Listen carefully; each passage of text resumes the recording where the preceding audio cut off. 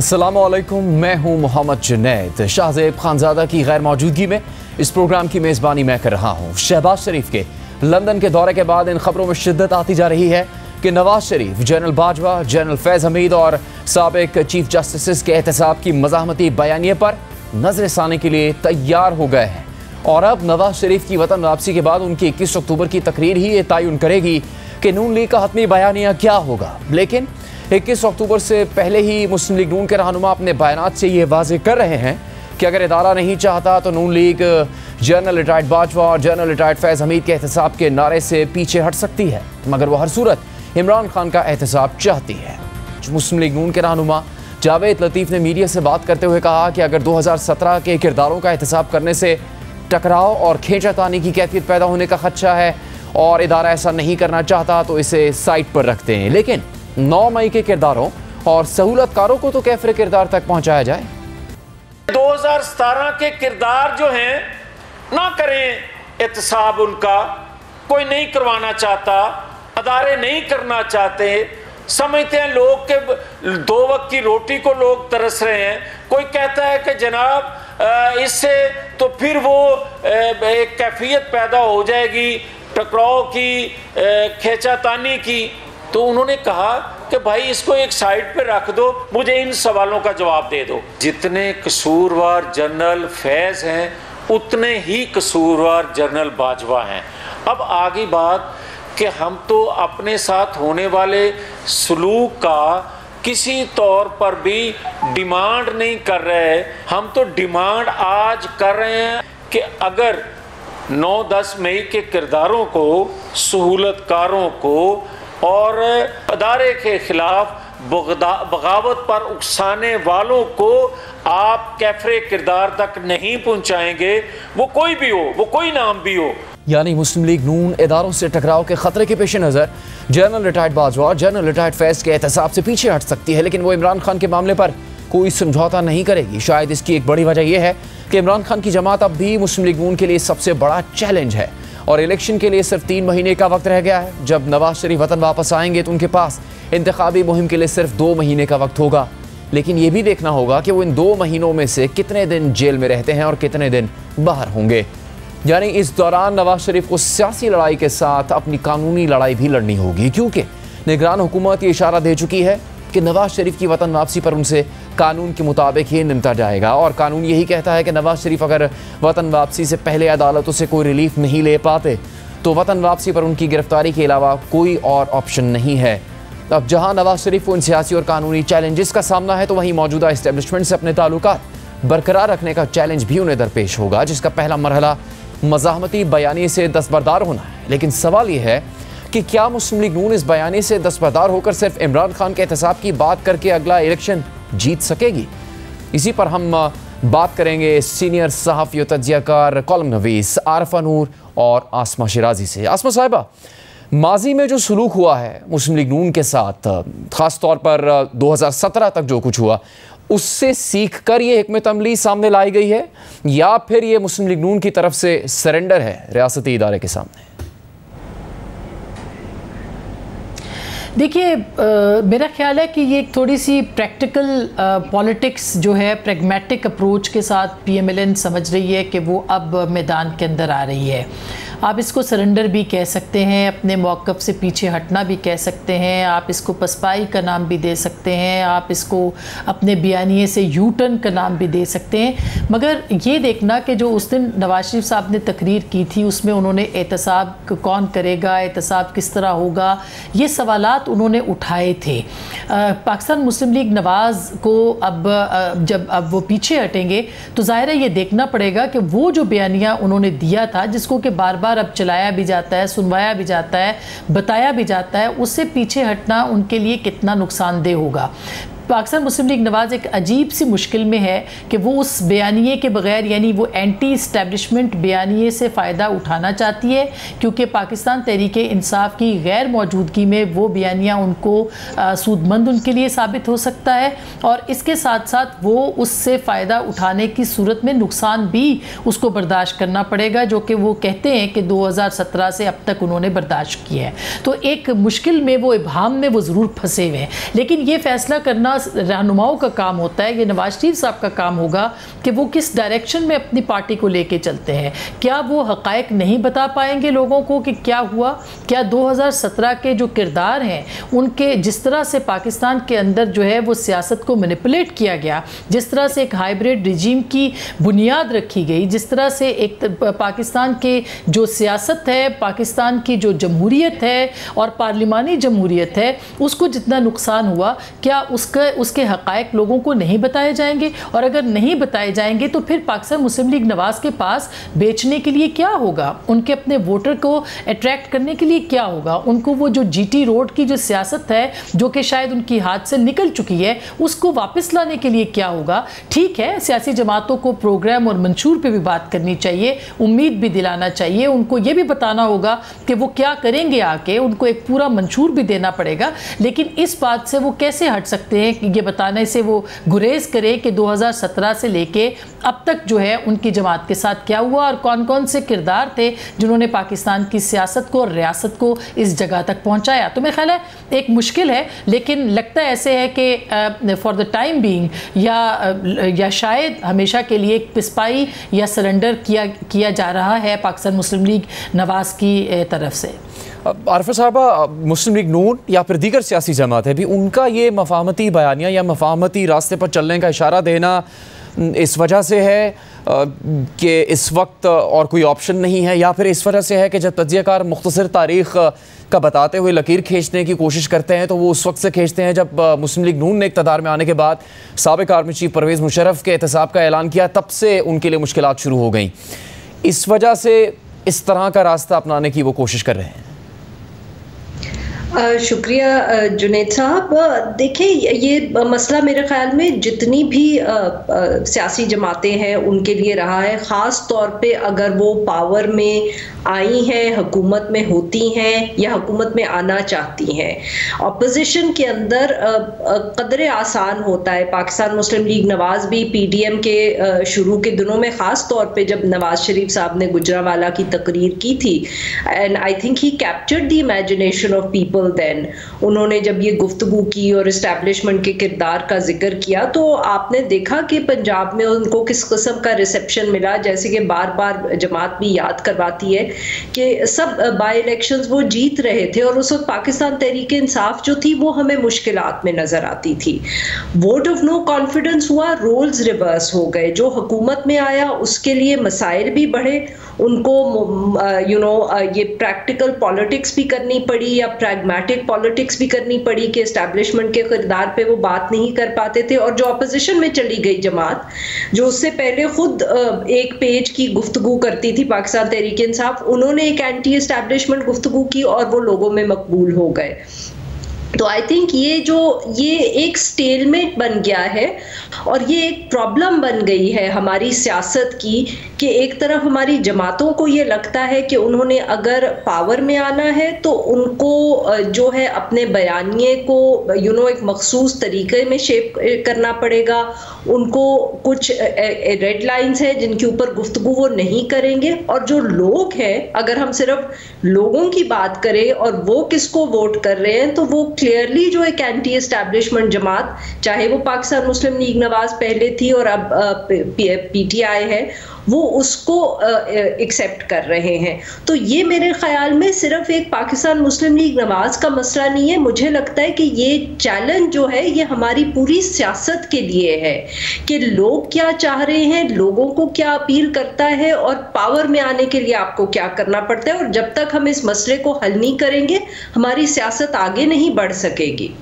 तो अब आसमा साहिबा, क्या फिर ये एक तरफ गढ़ा है एक तरफ खाई है वाली सूरत हाल होगी मुस्लिम लीग नून के लिए भी या फिर पीपल्स पार्टी के लिए भी? पर मरकज़ी तौर पर मुस्लिम लीग नून के लिए, चूँकि उनके कायद को वापस आना, इंतखाबी मुहिम चलानी है, चूँकि 16 महीने की कारकर्दगी की वजह से जो सियासी सरमाया खो चुकी मुस्लिम लीग नून, उसको तो अब बेच नहीं सकती कि हमने क्या कारकर्दगी दिखाई, किस लिए आवाम से वोट मांगेंगे, तो उसकी वजह से तो गड़े में गिरे हैं।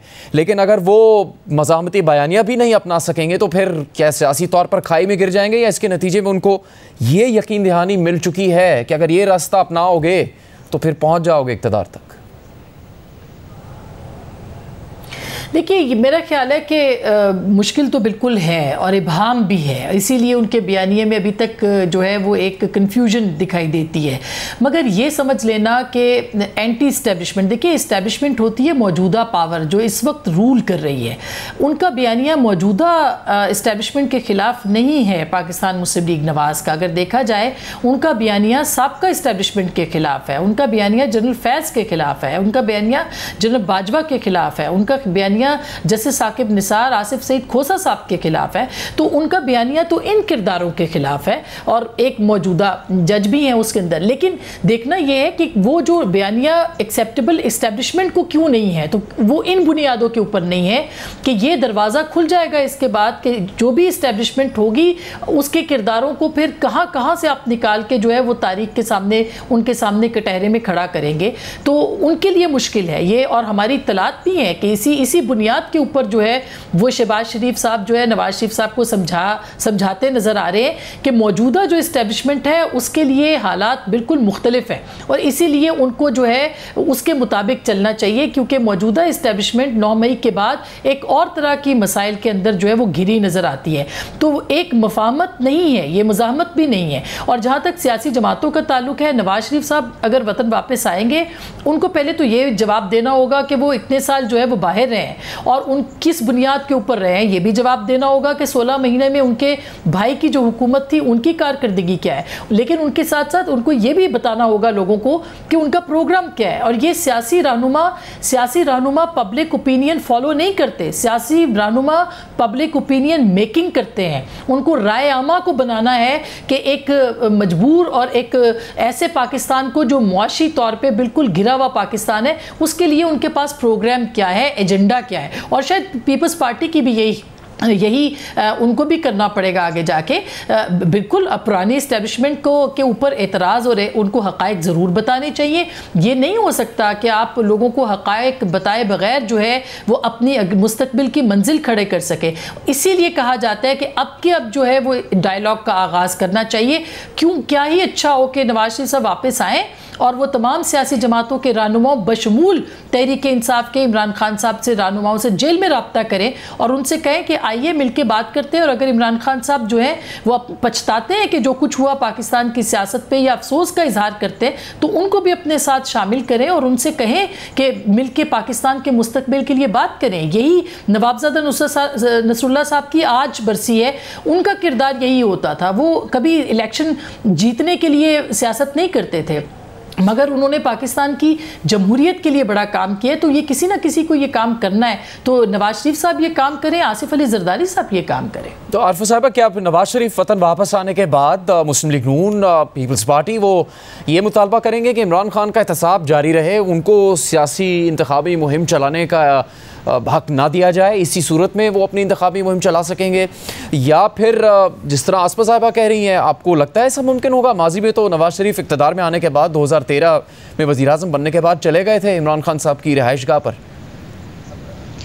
जी, मेरे ज़ाती ख्याल में 2013 की जो पाकिस्तान मुस्लिम लीग नवाज़ थी और आज की जो पाकिस्तान मुस्लिम लीग नवाज़ है उसमें बहुत फ़र्क है। अब देखें, एक तो जैसे आसमा साहिबा ने भी जिक्र किया कि ये जो 16 महीने की हुकूमत रही है, इससे पाकिस्तान मुस्लिम लीग नवाज़ की जो जमात है, इसकी जो रेप्यूटेशन है वो बहुत टानिश हुई है। 2013 में नवाज शरीफ साहब ने एक इतनी जिसको कहते हैं ना सिग्निफिकेंट उनकी जीत थी पंजाब में, कि उस वक्त वो एक स्टेट्समैन के तौर पर चले गए इमरान खान साहब के पास। उन्होंने खैबर पख्तूनख्वा में हुकूमत भी, उनके पास मौका था, वो चाहते तो वो पाकिस्तान तहरीक इंसाफ को वहाँ हुकूमत ना बनाने देते, बट उन्होंने बनाने दी। बलोचिस्तान में उन्होंने एक जेनरोसिटी का मुजाहिरा किया।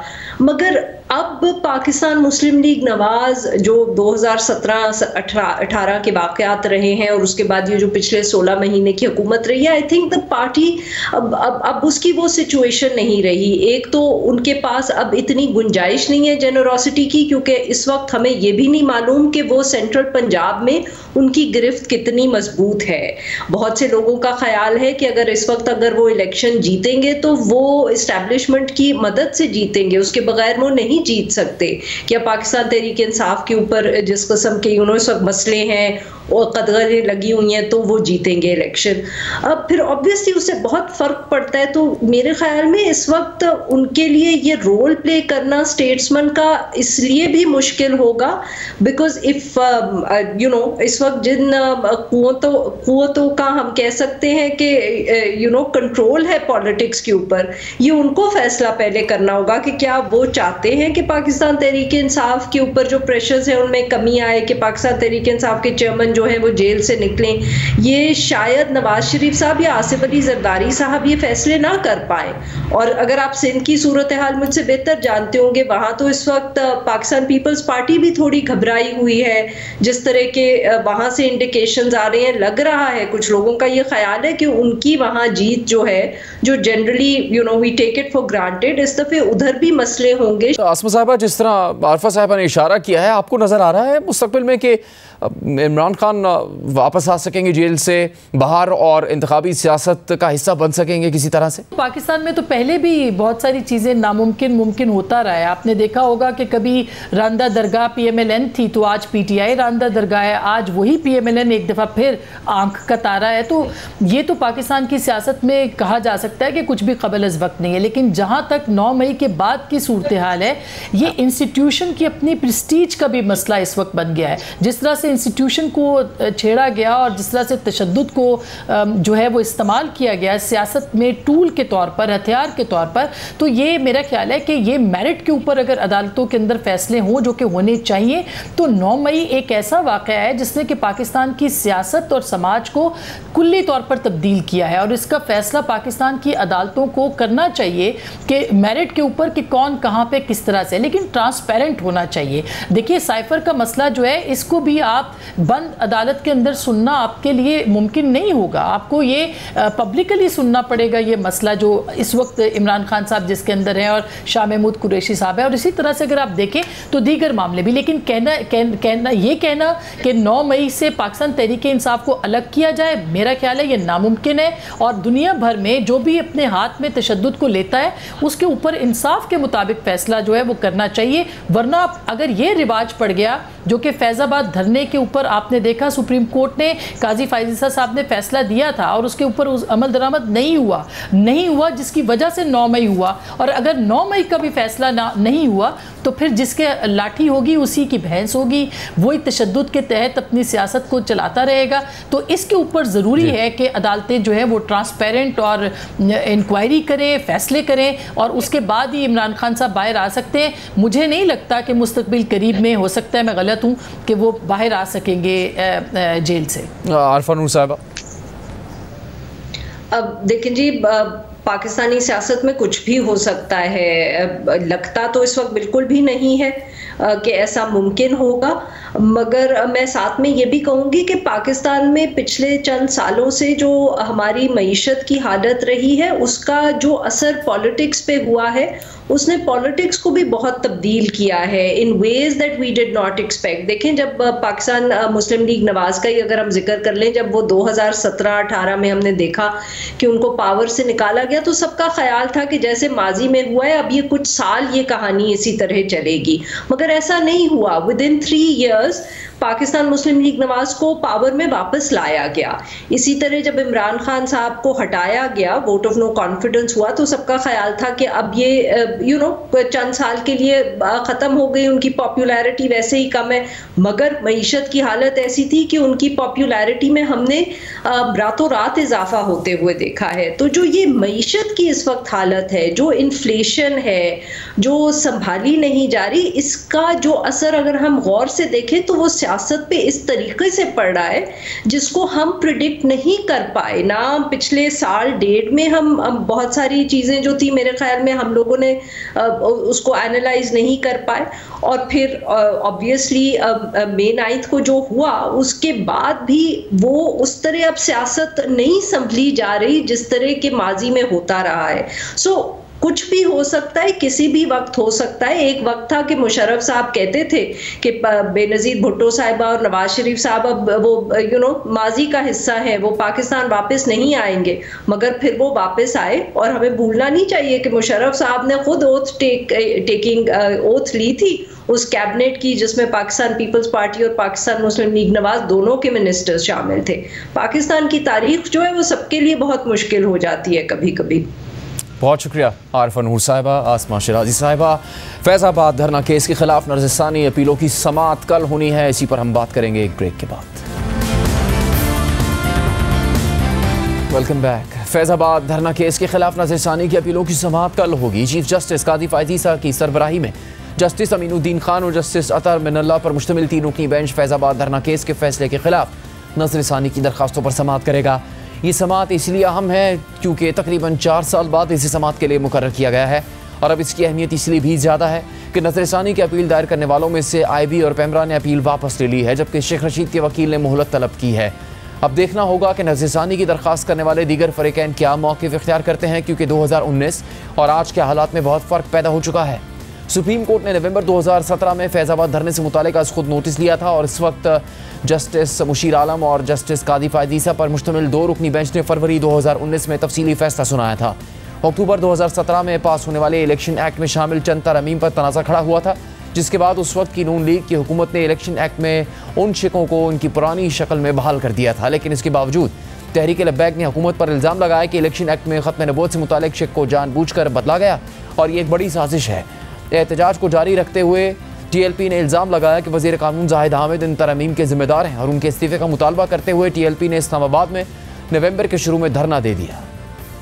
21 नवंबर 2017 को जस्टिस मुशीर आलम और जस्टिस कादी फायजीसा पर मुश्तमिल सुप्रीम कोर्ट का 2 रुकनी बेंच मामूल के मुकदमात की समाअत कर रहा था कि वकला की अदम पेशी के शिकायत होने लगी। इसी दौरान एडिशनल अटॉर्नी जनरल और एक वकील ने अदालत को बताया कि फैज़ाबाद के मकाम पर धरने की वजह से अदालत पहुँचने में वकला और साइलिन को दुश्वारी का सामना है।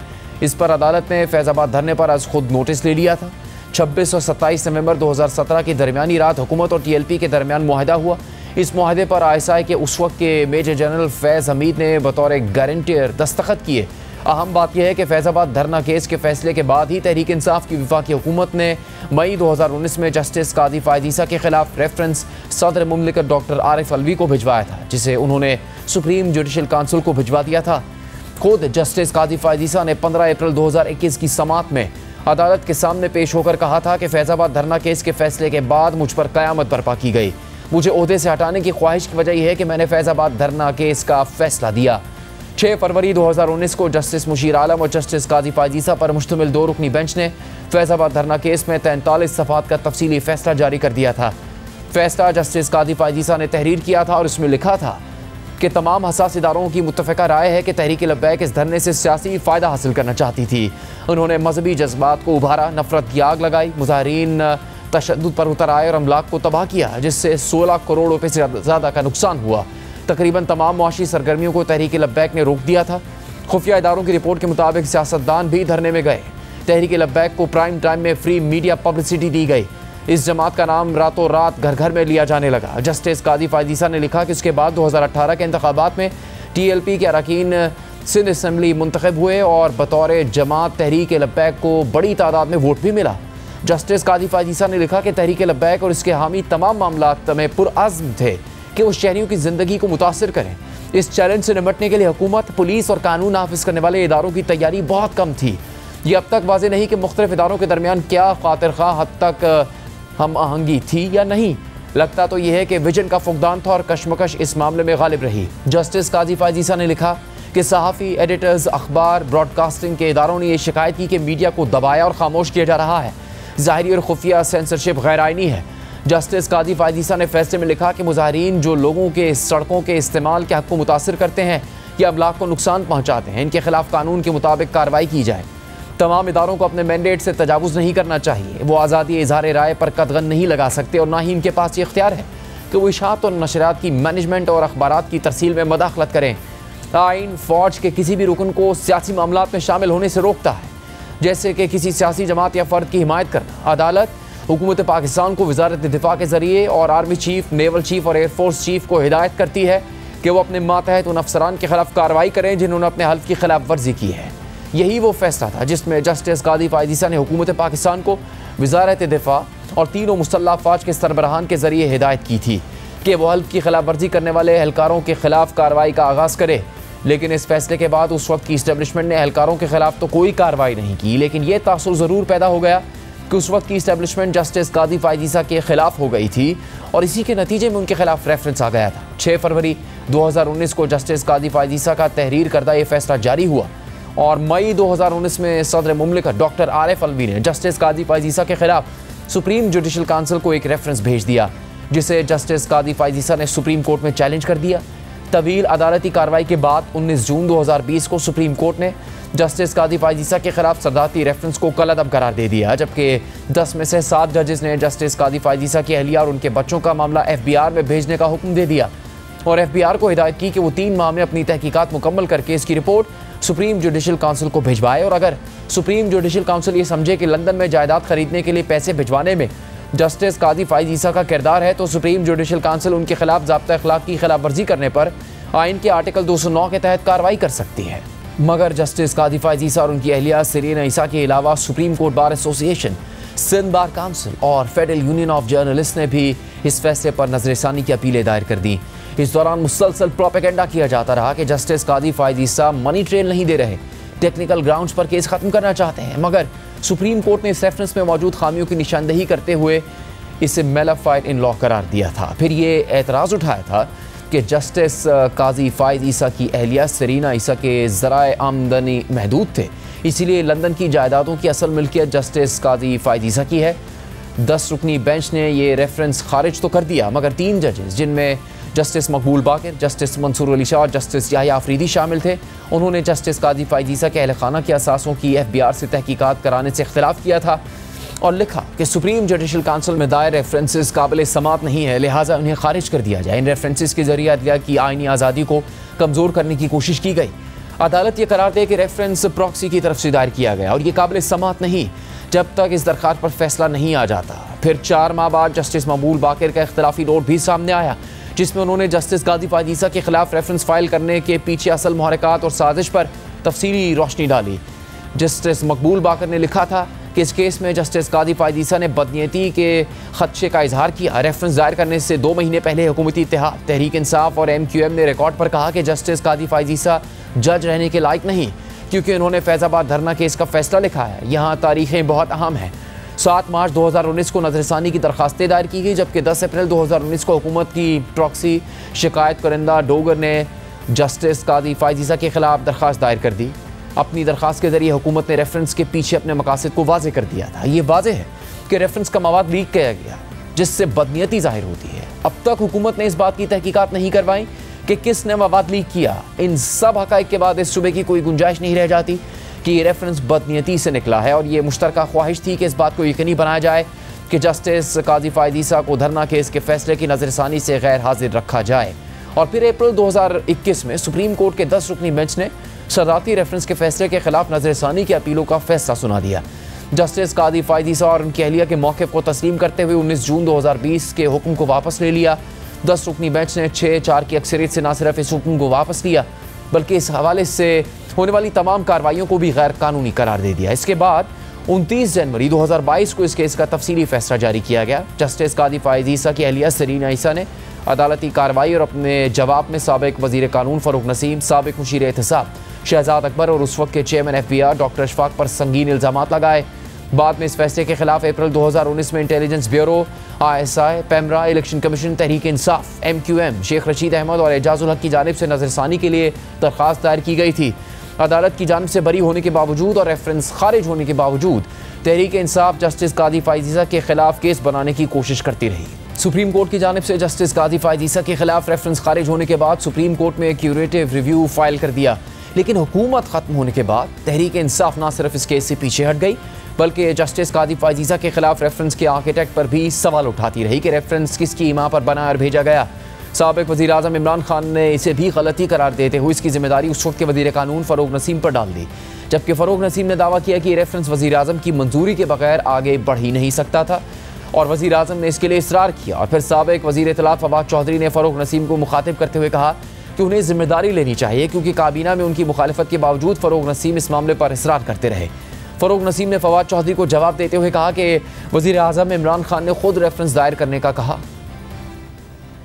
इमरान खान साहब ने कहा है कि मेरी गलती थी कि जस्टिस फाइज ईसा के खिलाफ रेफरेंस बनाया गया और मुझे मिसगाइड किया गया। और फवाद चौधरी साहब ने कहा है कि आपने बाकायदा इसरार किया, वरना यहाँ तक भी डिबेट हुई कि ये जो बार एसोसिएशन है बुकला का काम है, अगर इस किस्म की कोई चीज़ आई भी है हुकूमत का काम नहीं है, मगर आपने इसरार करके ये काम कराया, आपने मिसगाइड किया वज़ीर आज़म इमरान खान को जस्टिस फाइज ईसा के खिलाफ। देखें टोटल नॉनसेंस। अब देखें मुझे पुश कर रहे हैं ना, तो फिर मैं बताता हूँ आपको।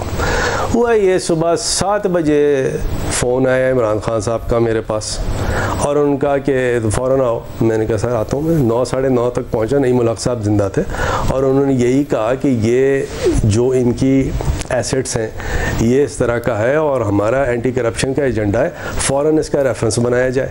अच्छा, अब बात सारी ये है कि मुझे क्या पड़ी थी, डिसीजन मेकर तो इमरान खान साहब थे, सदर पाकिस्तान थे, ये सारा गलत है। ताहम इमरान खान के बयान के बाद सदर आरिफ अलवी भी अपनी पोजीशन से पीछे हट गए और कहा कि अगर इमरान खान समझते हैं कि उन्हें ये नहीं करना चाहिए था तो मुझे भी ये नहीं करना चाहिए था। हालांकि पहले देखिए आरिफ अलवी कैसे रेफरेंस का दिफा करते थे। आज तहरीक इंसाफ रेफरेंस की जिम्मेदारी लेने को भी तैयार नहीं है, जबकि खुद साबिक DG बशीर मेमन ने 28 अप्रैल 2021 को इसी प्रोग्राम में दावा किया था कि हुकूमत चाहती थी कि FIA जस्टिस कादी फायद ईसा के खिलाफ केस तैयार करे। प्राइम मिनिस्टर साहब से मुलाकात हुई, उन्होंने कहा कि आप हिम्मत करो और मतलब कर सकते हो। मुझे नहीं पता था कि केस क्या है। जब गए शहजाद अकबर के कमरे में तो उधर जाकर के उन्होंने यही बात की कि जस्टिस काजी फायद ईसा के खिलाफ केस बनाना है। फिर वहाँ से हम तीनों, मैं, आजम, शहजाद अकबर साहब, हम मिलकर गए फ़रोग नसीम साहब के ऑफिस में, जहाँ पे अशफाक भी मौजूद थे। फ़रोग नसीम साहब भी कन्विंस थे कि ये बनना चाहिए और आप ये रोल अदा करो। मैंने कहा भाई FIA नहीं कर सकती, सुप्रीम कोर्ट का जज है, सुप्रीम जुडिशल काउंसिल का काम है ये। उन्होंने कहा कि नहीं मिल के कर लेंगे और FBR और आप मिलकर करो और ये जो भी है, लेकिन आई रिफ्यूज्ड। ये FIA नहीं करेगी एज एन इंस्टीट्यूशन, हम अपने आप को ख़राब नहीं कर सकते। जिस वक्त फैज़ाबाद धरना केस पर नज़रसानी की दरखास्तें दायर हुई उस वक्त chief justice of Pakistan Asif Saeed Khosa थे। उनके बाद जस्टिस गुलजार अहमद और फिर justice Umar Ata Bandial chief justice बने, मगर ये दरखास्तें समाअत के लिए मुकर्रर नहीं की गई थी। जस्टिस कादी फायद ईसा ने 17 सितंबर को चीफ जस्टिस के ओहदे का हल्फ उठाया। 20 सितंबर उनकी सरबराही में इंसाफ की फरहमी और बेंचेस की तश्कील के मौजू पर हम इजलास हुआ, जिसमें पाकिस्तान बार काउंसिल और सुप्रीम कोर्ट बार एसोसिएशन के नुमाइंदों ने तजावीज़ दी। इस दौरान पाकिस्तान बार काउंसिल के रुकन आबिद साकी का चीफ जस्टिस से फैज़ाबाद धरने के फैसले पर दिलचस्प मुकालमा भी हुआ, जिसके बाद 21 सितंबर को चीफ जस्टिस कादी फायद ईसा ने यह केस समाअत के लिए मुकर्रर कर दिया, जिसकी कल समाअत होगी। प्रोग्राम जारी रहेगा एक ब्रेक के बाद। प्रोग्राम में एक बार फिर खुशामदीद। डॉलर की स्मगलिंग, ज़ख़ीरा अंदोज़ी और गैर कानूनी डीलिंग के खिलाफ क्रैकडाउन के बाद इंटरबैंक और ओपन मार्केट में रुपए की कदर में बेहतरी नजर आ रही है। आज इंटरबैंक में डॉलर 1 रुपया मजीद सस्ता होकर 288 रुपये 75 पैसे पर बंद हुआ, जबकि ओपन मार्केट में भी डॉलर की कदर में 1 रुपये की कमी आई है, जिसके बाद ओपन मार्केट में डॉलर 290 रुपये पर बंद हुआ। हुकूमत की जानिब से डॉलर की स्मगलिंग और ज़ख़ीरा अंदोज़ी के खिलाफ एक्शन लेने के बाद 15 दिन में रुपये की कदर में 5.3% बेहतरी आई है, जिसके बाद डॉलर के मुकाबले में रुपये की कदर में 15 रुपये का इजाफा हुआ है। लेकिन एक तरफ जहाँ डोमेस्टिक मार्केट में रुपये की कदर में बेहतरी आ रही है, वहीं वजारत ख़जाना को इस वक्त बैरूनी फाइनेंसिंग और कमर्शियल कर्ज़ों के हसूल में मुश्किलात का सामना है। खलीक कयानी की खबर के मुताबिक IMF प्रोग्राम बहाली की वजह से रवां माली साल पाकिस्तान की बैरूनी फाइनेंसिंग में 6 गुना इजाफा हुआ है, जिसके नतीजे में रवां माली साल के इब्तदाई 2 माह में पाकिस्तान की कुल बैरूनी फाइनेंसिंग 5 अरब 41 करोड़ डॉलर्स रही, जबकि गुज़श्ता माली साल के इब्तदाई 2 माह में बैरूनी फाइनेंसिंग सिर्फ 43 करोड़ 90 लाख डॉलर्स रही थी। इकोनॉमिक अफेयर्स डिवीजन की रिपोर्ट के मुताबिक जुलाई और अगस्त के महीनों में पाकिस्तान को कुल 3.2 अरब डॉलर्स की बैरूनी फाइनेंसिंग मौसूल हुई है। इसमें से 2 अरब 89 करोड़ डॉलर्स जुलाई में और 31 करोड़ 60 लाख डॉलर्स अगस्त में मौसूल हुए हैं।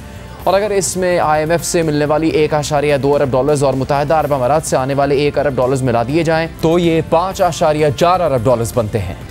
जबकि दी न्यूज़ में मेहताब हैदर की खबर के मुताबिक रवां माली साल में कर्ज़ों पर सूद की अदायगी के लिए 24.6 अरब डॉलर्स की ज़रूरत होगी, जिसमें से हुकूमत 17.3 अरब डॉलर्स बैरूनी कर्ज और ग्रांट्स की सूरत में मिलने की उम्मीद कर रही है, जबकि बाकी 7 अरब डॉलर्स वो हैं जो चीन और सऊदी अरब रोल ओवर कर देंगे। अलबत्ता मुआशी मामलात को देखने वालों के पास इन गिरते ज़खायर को बढ़ाने के हवाले से कोई हल नहीं है, जबकि इस वक्त वजारत ख़जाना, स्टेट बैंक और इकोनॉमिक अफेयर्स डिवीज़न में निगरान हुकूमत के आने के बाद गैर मुल्की कर्ज़ों में कमी पर खदशात का इजहार किया जा रहा है। हम बात करेंगे इसी हवाले से दी न्यूज़ के सहाफ़ी मेहताब हैदर से। मेहताब साहब, ये जो कोशिशें की जा रही हैं जिससे रुपए की कदर में इजाफा हुआ, डॉलर सस्ता हुआ, कहीं ये वक्ती तो नहीं है? और जो बैरूनी फाइनेंसिंग की उम्मीद है, अगर वो वादे या वो टारगेट्स पूरे नहीं होते तो फिर क्या कोई ज़्यादा नुकसान उठाना पड़ सकता है अगले आने वाले दिनों में, या फिर बेहतरी की उम्मीद रखी जा सकती है? जी देखें, ये जो एक्सटर्नल फाइनेंसिंग का इशू है, आप ये देखें कि जब से निगरान हुकूमत बरसर इक़्तिदार आई है, तकरीबन लास्ट 5 to 6 वीक्स के दौरान, आप ये देखें कि फॉरेन एक्सचेंज रिज़र्व्स में 1.1 billion dollars foreign exchange reserve deplete हुए हैं। तो इसका मतलब ये है कि ये जो एडमिनिस्ट्रेटिव मेजर्स लिए जा रहे हैं, जिसमें लॉ इन्फोर्सिंग एजेंसीज भी शामिल हैं, स्टेट बैंक ने कुछ एक्सचेंज कंपनीज के हवाले से इस्लाहात भी की, तो इन सब के नतीजे में वो जो रुपया है वो मजबूत हुआ है और ख़ासा मजबूत हुआ है। लेकिन उसकी बैकिंग के लिए जितने डॉलर इनफ्लोज की ज़रूरत है पाकिस्तान को, वो डॉलर इनफ्लोज जो है वो नहीं आ रहे। और अभी आप इसके अंदर ये देखें कि जो पूरी दुनिया है ग्लोबली, वो हायर मार्कअप रेट जो है वो है।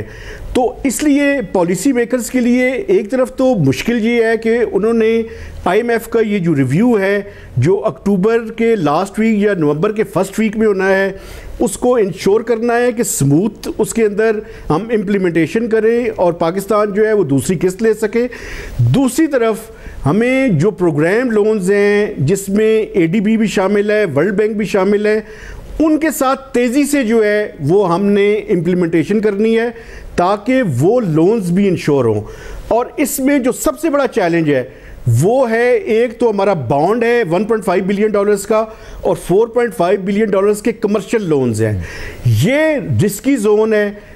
ये सारे काम करने के बावजूद भी ये जो 5.5 बिलियन डॉलर्स है, ये मैं समझता हूँ गैप होगा। और अगर करंट अकाउंट डेफिसिट को भी आप शामिल कर ले तो 24.6 बिलियन डॉलर्स जो है वो आपकी डेट सर्विसिंग की रिक्वायरमेंट है, और 5 से 6 billion dollars current account deficit है तो 30 बिलियन डॉलर्स की रिक्वायरमेंट है हमारी। और अभी तक जो पॉलिसी मेकर्स हैं वो कोई 4 बिलियन डॉलर्स से ज़ायद का गैप बता रहे हैं, जो कि इनफ्लोज को इंश्योर भी करना पड़ेगा और ये जो एडिशनल इनफ्लोज है वो भी लाने पड़ेंगे अगर हम ये चाहते हैं कि हमारे फॉरेन एक्सचेंज रिजर्व्स मजीद ना गिरें। बहुत शुक्रिया आपका मेहताब हैदर। प्रोग्राम का वक्त यहाँ पर ख़त्म होता है, इजाज़त दीजिए, अल्लाह हाफ़िज़।